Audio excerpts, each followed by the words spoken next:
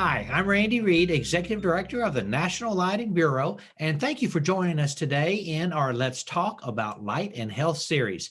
Today's session is Let's Get Deep, Lighting for Submarines. And I am joined by Commander Christopher Steele, who is the Director, Military Operational Medicine Research Program of the U.S. Navy. Commander Steele, welcome. Thanks, sir. Nice to be here. Well, we're glad that you're here. And, you and I talked a few weeks ago, and tell our audience a little bit about how you started in the Army and ended up in the Navy. Yeah. So, out of high school, I joined the Army and a long time ago in the 1900s, and eventually got out and got a PhD in circadian rhythm, chronobiology research, animal research, and I kind of wanted to do more applications of it, and then I decided to come back in the military as a Navy officer in this case to work on lighting and health and performance and all the things that we know are challenges for shift workers, jet lag scenarios. And we have often those in our both training and operational environments. So I came in as a Navy officer in 2005, and now I run programs investing in how do we use quality industry and academic and government research labs to try to really drive clear solutions to difficult problems. Okay. So you received your degree when and where did you receive it? Yeah, I had a PhD from North Carolina State University in Raleigh, North Carolina, and it was doing animal models of circadian disruption, a number of different species, and then I decided to do a different animal, submariners, and did sea work at sea, basically to try to understand how we can optimize and improve schedules based on kind of historical actions and scheduling. So what is your current role now today in the U.S. Navy? Right. So I'm a naval officer on loan to the Army Medical Research and Development Command. And at that command in Fort Detrick, we have joint investments. So joint means in support of basically all the services. So with that, we execute Army as well as cross-service investments for things like sleep, health, psychological health, exposure monitoring, the physiology and the psychology of how people can continue the mission when often we give them real challenges. Sure. Well, how important is circadian entrainment to members of the military, specifically to submariners that have no natural daylight for 2 or 3 months at a time? Actually, the submarine environment is a great one for implementing improvements for shift work because you don't have sunlight. You don't go home to the family. So there are advantages of being in a kind of enclosed capsule where you don't have the sunlight that might be a different timing challenge if you're doing work at night or working during the afternoon or mornings, et cetera. So for that application, if we can do improved lighting at the workstation where they're on watch, performing their duties, then we can help improve really the amplitude of circadian systems and then, how you move them across different time zones, so to speak, schedules, frankly, is something that can be done potentially a little bit easier because you have them kind of in enclosed spaces. Okay. And they're not getting the signals from the sun to change their brain, I guess. Okay. So is there individual lights in submarines? Would a person have their own individual light that they could use as needed? Well, I think in the berthing spaces, you could have a light there when you're off duty, potentially preparing to sleep. Sometimes we don't have a lot of time just to hang out there. So there's options there. We don't have like personally worn lighting per se. I think we're still, as a field, we're still struggling with kind of usability, acceptability of those kinds of things. So, but I think for us, at the job itself, at the workstation where you may be for multiple hours, those are opportunities to really drive daylight when you're on watch, so to speak. So artificial lighting to improve alertness directly and also potentially circadian entrainment for that time. And I think the other problem, of course, is that we do want to train for the right reasons at all times of the day where necessary. So we just want to do a smarter role of ensuring if we're going to schedule training, taking into account what the fatigue characteristics would look like, and also kind of providing better tools to track longitudinally over time how people are, individuals actually, as well as the crew, how they're sleeping, and using that to inform, better risk management for fatigue that builds up over time. Okay. Years ago, I heard about some sort of study in submarines where they were trying to create an 18-hour day and using light to do that. Did that happen? And is that still ongoing? Well, frankly, in the 60s, way before my time, not that far, there was the idea that, for every 2 hours of wakefulness, 1 hour of sleep, that ratio would be supportive of endurance over time. So cognition and sleep, et cetera. And that's generally true. If you think about 8 hours out of the, a 24-hour schedule is not a bad ratio. But the problem on submarines is that, frankly, we like the idea of not being on a job or watch too long. So 8 hours of watch and other duties that bleed into the 16 hours of off-duty time is a long time. And so what the submarine community did a lot back in the day was to have a 6 hours on, 12 hours off schedule. And the good thing about that, it does keep the length of time on task lower. But it does create this 18-hour period that we can't easily couple to. And so we've done demonstrations scientifically. This is, hey, in these scenarios, individuals don't really, adapt to that period. And so what we've done is try to demonstrate, if we do 24-hour based schedules, how do you do it? And then frankly, the most important thing is, how do you not add other levels of concern and challenges? And so, for some operations, it's easier to do, certainly in training, how to show them. But other scenarios, again, if you were going to a 24-hour based schedule and you wanted to do 8 hours of watch continuously, it's a lot of demand on the individual. So just giving them solutions and really going to sea with them and showing them what it's like, taking their feedback about what works and what doesn't. And then frankly, there's not one schedule that fits all situations, and there's always going to be the challenge of endurance when something happens. So what we try to talk about a lot about is that you can build up a sleep debt and you can carry that into the next event. And unlike sports, we don't know often when our events end, and sometimes we don't know when a challenge begins. So I think in those scenarios, having very mature discussions about fatigue management as one important piece, but not the only piece of risk management is kind of what we do. And, again, making recommendations where maybe historically there wasn't not a lot of corporate knowledge about how you do 24-hour based scheduling. And so, again, a lot of interest and really using data to inform decisions is where we're trying to help Navy and actually all of the DoD go toward for circadian rhythms and sleep management. Okay. So if you did an 8-hour watch, would we typically have brighter light at the beginning of that 8-hour watch and lower light levels towards the end of that 8-hour watch? Well, I think there's a number of different jobs. Some of them are under the continuous lighting at that station. And maybe you walk around, maybe you do some other things, but it wouldn't be like a dawn and dusk scenario in terms of lighting going up and regressing. But at least if you had a block of relatively bright continuous light during that period, and you were on that schedule for at least a few days, if not a couple weeks or more, then you could, certainly and couple to or train to that lighting during that period. And then if you wanted to rotate people, there's reasons you do want to do that, of course. Just understanding how artificial lighting could help facilitate that, and reduce the kind of jet lag like feeling as you do your shift work rotations. Those are some things that we're trying to understand how to best do that without being an additional burden to crew. Okay. Can you tell our audience a little bit about the role of caffeine in addition to sleep and how that works?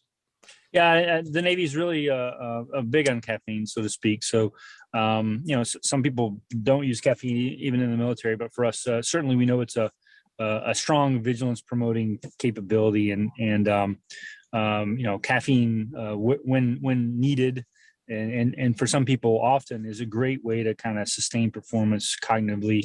I think, the things we concern about are often, are you masking or covering down on the fact that you do have a growing sleep debt? You're able to do the job because you caffeinate through it, but do you have after effects or other issues? If you caffeinate too much, does it disrupt or change your sleep dynamics?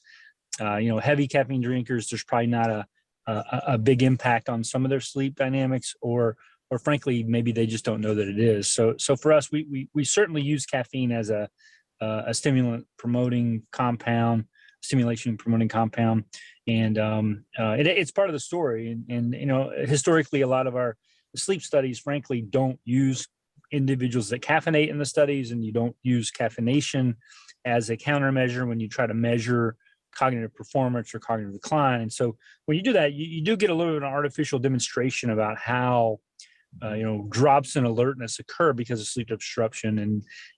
But we do know if you caffeinate consistently, then you are able to kind of perform well on objective tasks. So, but again, it should be a tool in the toolbox, and it shouldn't be used all the time because we have other issues that it may build up for the individual. And then I think for those kinds of scenarios, it may just relate to less efficiency of sleep. And again, these are the kinds of things we talk to our leaders about is what's the least amount of sleep I can get to be effective, to be recovered and ready to go the next day, or when the mission dictates. So I think with that, too much caffeination over time may make it less effective.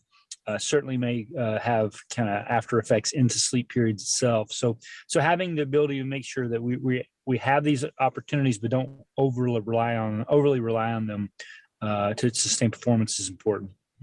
Can you share with our audience any of the current research that you guys are working on? We have a lot of research across the Department of Defense on sleep management, quantifying what it really looks like, helping with wearable data or other types of data. How do you know individuals or crew or units?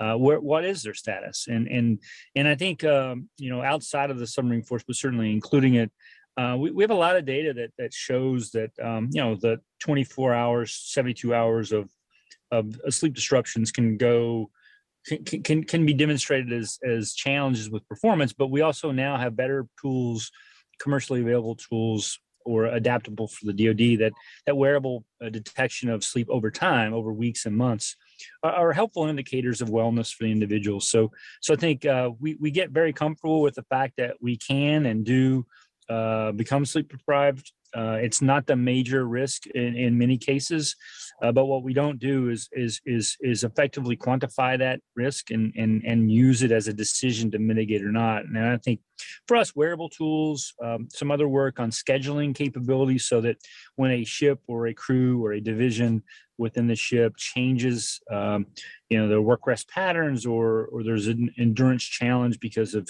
ship issues. How are we tracking that over time at the individual or section and department level, and should it be an additional indicator of readiness and endurance of the crew? We think so. And again, in these cases, it's not to say that it's only about fatigue management, but there are clear demonstrations where the levels of fatigue could be avoided by sometimes very simple interactions, slightly changing a schedule, slightly helping some individuals not have disrupted sleep. With sleep, we know that time since last sleep is a big indication of how well you're going to perform. We also know that the duration of sleep is very important for quality. So again, quantifying that, showing that information to the individual, showing it to leadership, and using it as a capability to add decision making. It's very important. It also can't come with a lot of complexities. We don't want to add a bunch more data to people that have a normal job on effectively fighting the ship and training and operating where necessary. So what we're really working on is how those tools become recommendations to how you might adjust for a high risk scenario or improve over time wellness and help the crew. So you mentioned earlier sleep debt and sleep deficit. So are there any rules of thumb? If a person has a 4-hour sleep debt, do they need to make up that 4 hours to be equal, or do they only need 2 hours? Are any rules of thumb you can share? Yeah, so there's been a lot of work in out of the Department of Defense, both the Army and the Navy, certainly, and Air Force laboratories as well, demonstrating that we know that sleep deprivation, total sleep deprivation, has after effects where you can see that performance declines, and we know that also that sleep restriction. So if I'm a person that normally benefits from 7 hours sleep per night, if that's kind of my individual need, and there are individual differences, that if you restrict my sleep and reduce it over time, you can build up a similar decline in performance based on multiple days of lost sleep instead of just one night of again, no 7 hours of sleep tonight, you could build that debt up over time by actually reducing the amount of sleep, say, per hour. And so 7 days of 1 hour lost instead of one night of 7 hours lost can show very similar outputs for performance. So again, trying to quantify what that looks like. I think if we have to have a measurement for every individual, I think it's probably best used to help that individual understand that if I'm a person that needs 7 and in my leadership, you only need 4, I have to think more about how I actually get my edge and am able to perform. And then also as a leader, if I'm one of the lucky people that don't really need to sleep that long because for whatever reason, genetically or physiologically, I recover quickly, I have to understand that with the crew or my section. And I think that's a piece where informing leadership about how hard or long you can push your team to perform. Again, those are training and teaching tools. And again, I think people most respond when they see the data in front of them about what they did and didn't do. And if you could show them when they make mistakes that they wouldn't have expected to, I think it really causes them to think a little bit differently about how they can use fatigue management as another way to kind of promote endurance and performance. Does food affect performance, sleep? Yeah, I absolutely. So I think nutrition in our program right now does fund research that makes decisions on what our research and development recommendations on what should be changed or put in field rations for the joint services, and also in many cases shipboard applications. Is there a minimum requirement for nutrition, and then what does it look like? I think when you do shift work or jet lag, the timing of food sometimes isn't so easy to adhere to. Certainly, the longer one stays on a role, a cognitively demanding job without a break and or feeding, it can be a challenge. So we try to help with what does combat feeding or what does shipboard feeding look like to kind of maintain the crew. And in some cases on a ship, food is often a helpful morale booster. So it isn't all vegetables all the time. And in some cases, we may not have fresh food as much as we like to. So there's a balance between nutrition for fueling and nutrition for morale, and also at the same time adding that on to kind of rotating schedules gets a little bit complicated. But I think what we do a lot is trying to help train people on what appropriate feeding looks like. And we recruit from all areas of the world. Certainly, as a young kid out of Appalachia, I learned a lot about the way that you feed and fuel yourself for performance over time. And I think we have to remember that a lot of our workforce turns over every couple of years. So even though we may have processes in place, just giving them the tools for them to learn themselves and to train their peers is some of the attitudes we have for nutrition. So Commander Steele, tell our audience a little bit about the investment and the funding going on in the military for this research. Absolutely. So there's probably 16 different organizations that an academic or an industry partner could use to look for funding to research these problems, to provide opportunities to demonstrate products about how we might do things better. With that, Defense Health Agency is a new organization that's consolidating a lot of medical R&D. There's certainly, from a performance perspective, non-medical research dollars, human systems dollars, we call them in the DoD, that goes for a little bit more toward optimizations in terms of how lighting or other human factors may affect individuals. So I think we can always use partners. We can always use performers. I had the great opportunity over the last decade or so to run programs for Navy, both Army and the Joint Space Now. So I will tell you that there's probably some work going on if you're not tracking it. And that's one of the hardest problems to show people, like what we're doing right now. At the same time, we always have an appetite for looking for new capabilities, new products, and how they can be used and demonstrated to make a difference. Ultimately, the people we're trying to deliver these solutions to would love to have the problem solved without any additional complexities. So that comes with its own burden. And then we certainly have a number of military individuals, laboratories, physicians, scientists that are trying to solve some of these problems right now. And again, that's an easy partnership discussion. And then if you have folks out there that want to learn more, every service has their own investments organizations, and I'm happy to provide over email some primary opportunities for the sleep, lighting, circadian system, fatigue management opportunities. Okay. Well, Commander Steele, thank you so much for your time today. And we're now going to open the floor for questions. Thank you all for joining us, and we want to thank Acclaim Lighting for being a sponsor for today's session. Please do use the Q&A button to submit your questions, and we will unmute your line, and you can ask Commander Steele your question directly.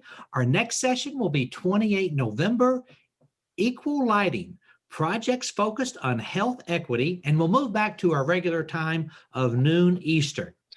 I would like to introduce our producer, Allison Thayer. Allison is responsible for putting all these together and does a great job, and she will take care of the Q&A session. Allison? Thanks, Randy. And thank you, Commander Steele, too, for your time being here with us to answer questions. So again, if you have questions for Commander Steele, please put them in the Q&A section here.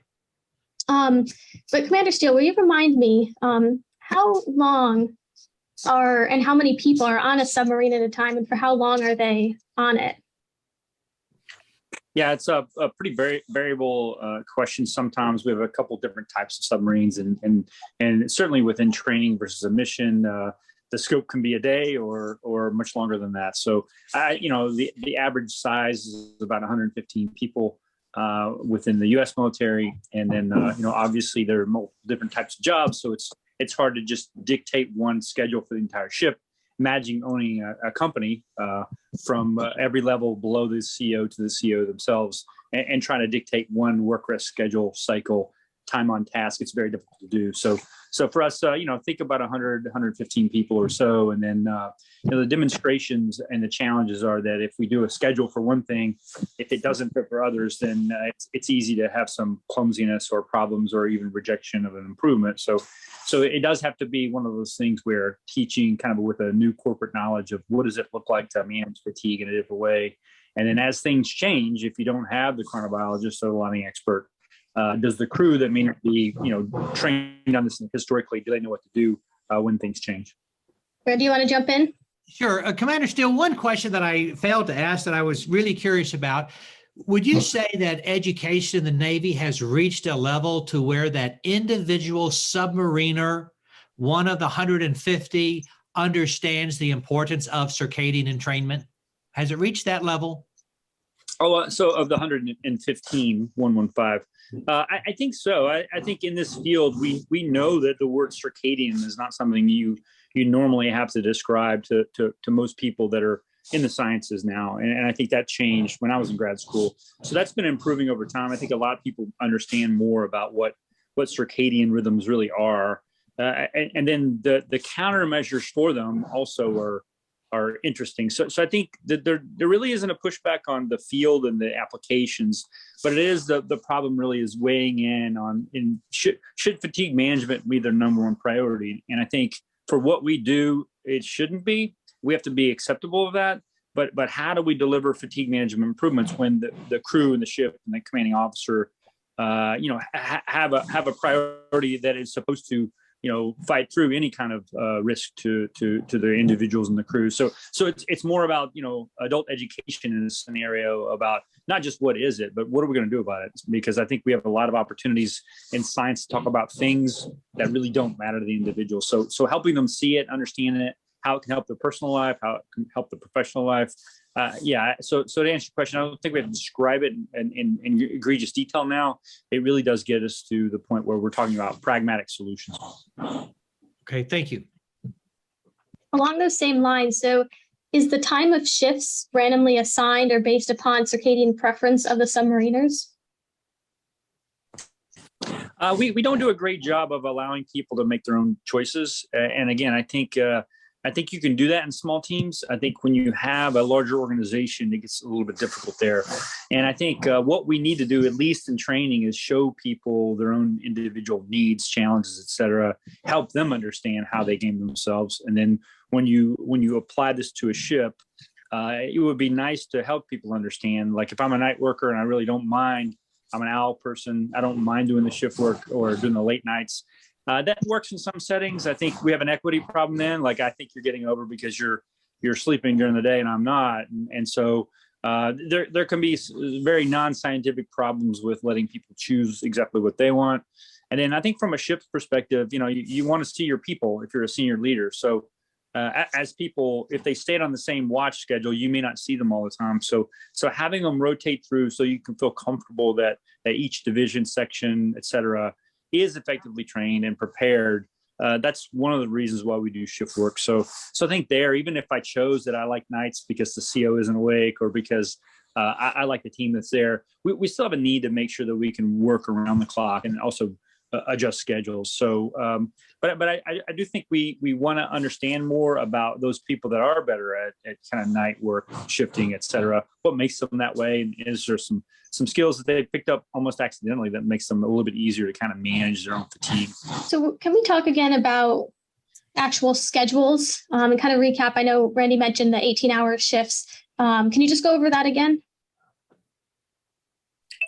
Yeah, so historically, there was data. I don't remember if this got cut off a little bit with the video, but there was data from the 60s that suggested that 2 hours of wakefulness per 1 hour of sleep was a good ratio. And at the time, we kind of went to a newer, longer time on watch challenge for operational needs. And so it made sense that 12 hours on work, 6 hours for potential sleep was a good idea.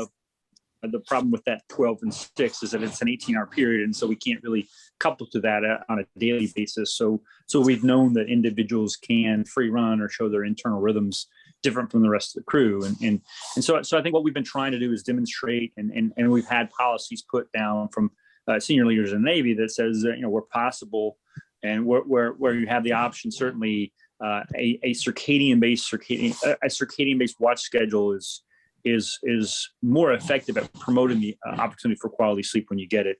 And so sleeping a core amount at the same time physiologically is going to give you a better restful sleep. And we've kind of known this. And then really taking the shift working world to see a little bit more about, okay, now if we're thinking about that, but we still need to rotate sections or individuals, how complicated must it be or how simple can it be? And then as we do that, how do we engineer a way that makes it easier for individuals and sections to move across the time of day? So I think for us, the 18-hour periodicities were helpful for some things and unhelpful for others. And I think we have a scenario where one size fits all will not really work for the entire deployment if it's more than a few days, and it almost always is. So with that is just giving the crew enough of an understanding that when things change, what do they do about it, if anything? Sometimes they won't have a chance to do anything about it because the enemy gets a vote, as we say. So for us, having 24-hour base opportunities is good, but also reducing a continuous time on a particular job is also effective at sustaining performance. So in that case, it's not necessarily about the circadian system. It's about kind of time on task. So on a submarine, you said it's about 115 people at a time. So it's got to be a pretty big, submarine. What is kind of the layout of a submarine? So I'm guessing there's the sleeping quarters, and is there just one big room that people go to?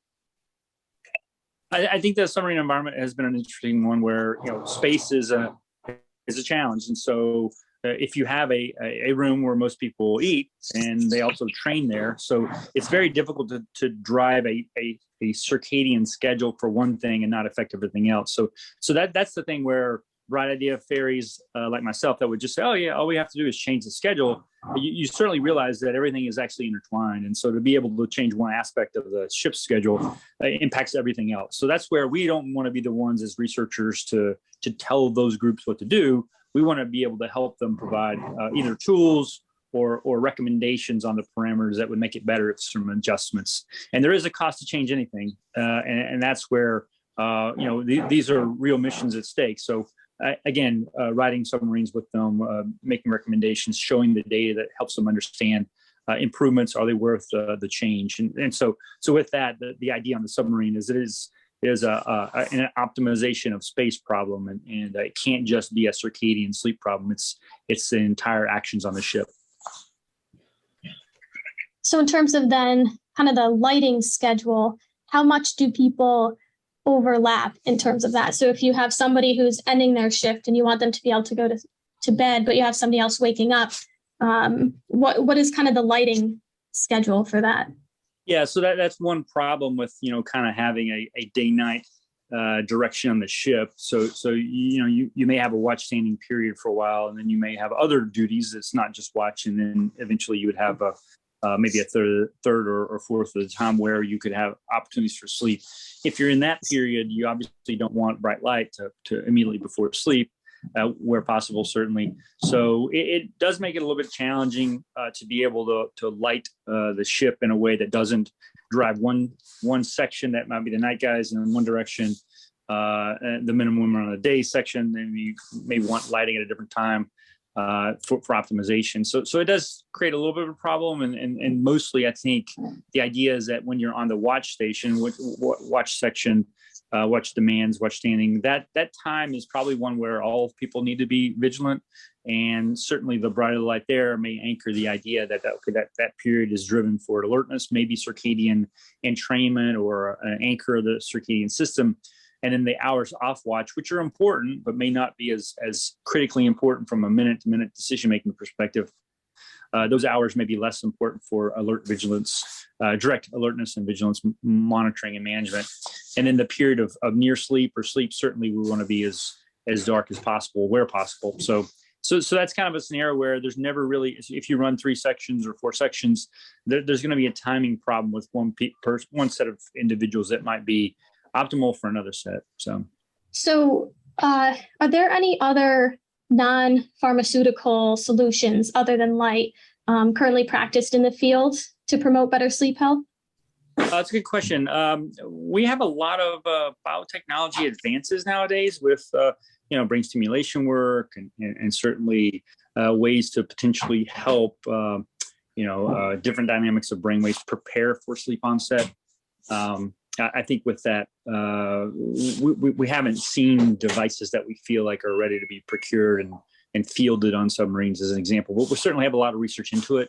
And I think it's an opportunity. But at the same time, most of our non-pharma interventions are really more about how does the crew deal with the data? Can you scale that data up in a way that understands how do you get more out of yourself, or your section or your division. So our non-pharmacological solutions right now are probably more pragmatically based in how we schedule events and maybe optimize sleep when we can get it. So on the psychological effect side, have you looked at things like mood or depression? Because, I imagine kind of lighting on a submarine has progressed throughout the years. So, if I were trapped in a dark space with no sunlight or even very low light levels, compared to what the technology might be now, a little brighter. Have you seen an effect from that? Yeah, I think we've done a lot of work, really looking at the submarine environment similar to Arctic or Antarctic winters, where you have a long, lower level of light exposure in many cases. And so we certainly know that there's an interaction between not only lighting, but also suppressed circadian systems. We do, the newer types of submarines do have more LEDs on them. They have a little bit lighter scenario in terms of brightness and lumens exposed to the individual. So with that, I'm not aware of significant changes in the way mood and has driven toward kind of changes in health of the crew. We certainly, have a motivated workforce in the submarine force, and I think with that, even when you get circadian disruption and sleep disruption, your job as a leader in those worlds are certainly to keep your crew focused as much as possible, and with the opportunities and challenges with disrupted sleep, which is true across many jobs in the DoD. It does become an opportunity to make sure that individuals kind of understand themselves, and again, just the choice not to sleep is hopefully something that we've improved discussions on how sleep actually ties into performance itself as well as health. So I'm curious, do you follow people afterwards as well? So after the long time of being on the submarine, how well do they adjust back to normal life in terms of, the circadian side?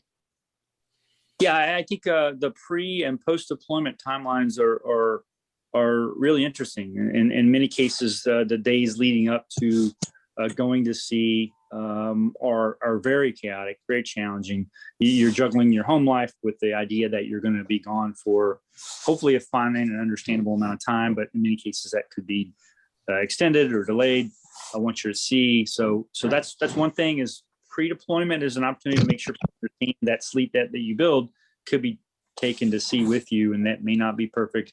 And then certainly post-deployment challenges are very interesting in the military. We know that across a lot of jobs, transitions between them are a challenge, and pre to post deployment are also a bit of an issue. And again, back to the way we kind of have operations occurring at sea, again, whether it's a week or a year or something in between, the ability to get back to normal hasn't had a lot of scientific applications in terms of, hey, here's how you would light your crew or yourself, mainly because at that point, your social needs and opportunities sometimes are overwhelming that. And, if our app or our input says you should be taking a nap now, but you see your baby for the first time, or you get to see family again, then we know what the decision making would be. But I do think with wearable devices, we do get a better longitudinal understanding of what people are going through, and then again at the individual level, just recommendations on countermeasures or what to do and what not to do is I think a helpful opportunity. So some data has been certainly pre-post deployment preparation, and then even following up surveys afterwards. A lot of heterogeneity. A lot of people respond to the preparation, deployment, and redeployment very differently as well. So you do have a lot of different dynamics to juggle in that regard. Well, I think we'll go ahead and wrap it up here. Commander Steele, I want to thank you. I found this fascinating. I thoroughly enjoyed it. We will have this video posted on YouTube later this week, and we hope to see everyone back on 28 November, Equal Lighting, projects focused on health equity, and you can register at lightandhealth.eventbrite.com. Thanks, everybody.